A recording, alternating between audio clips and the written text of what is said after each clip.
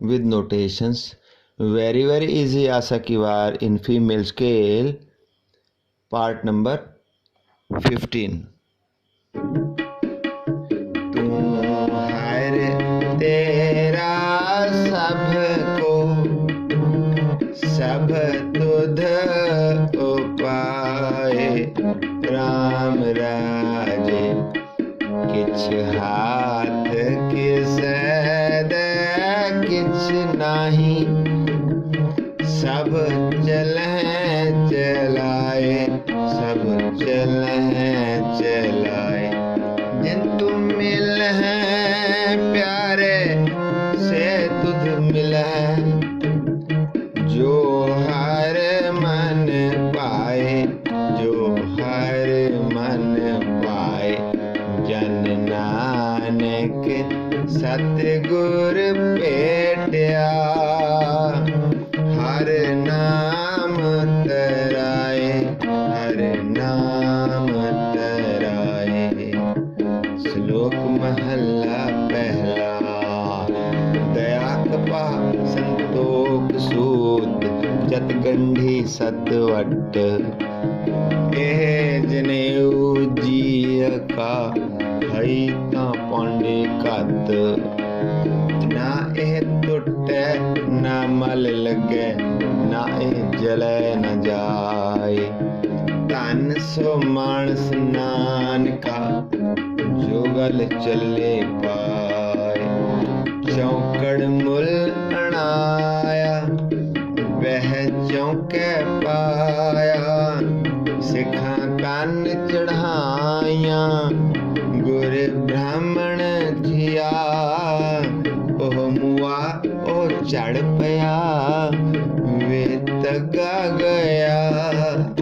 लख चोरियां लख जारियां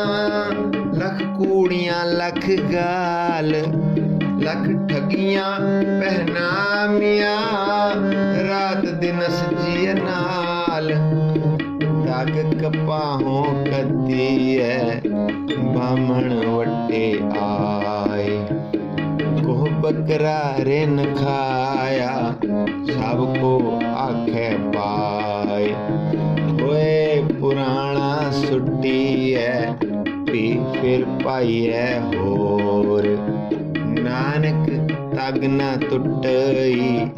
जे तग होवे जोर नाय मने पत उपजै साला ही सच सूत दरगह अंदर पाए तग न टूट सपूत तग न इंद्री तग न नारी पलके थुक पवै नित दाड़ी तग न पैरी तग न हथी तग न जिहवा तग न अखी वे तगाया पेवते वट तागी अवरा कते ले पहाड़ करे व्याह कढ़ कागल दसे राह सुन वेखो लोका एह विडाण मन अंधा नाउ सुजान पौड़ी साहिब होए दयाल कृपा करे ता साईकार कराए सी जो सेवक सेवा करे जिसनो हुक्म मनाए सी हुक्म मनिए होवे परवान ता खसमे का महल पाए सी खसमे पावे सो करे मनो चिंध्या सो फल पाए सी अंतर गह पैंधा जाए सी अंतर गह पैंधा जाए सी। वाहिगुरु जी पौड़ी साहिब होए दयाल कृपा करे ता साईकार कराए सी सो सेवक सेवा करे जिसनो हुक्म मनाए से हुक्म मन्ने होवे परवान ता खसमै का महल पाए सी खसमै भावै सो करे मनो चिंध्या सो फल पाए सी ता दरगह पैंधा जाए सी ता दरगह पैंधा जाए सी।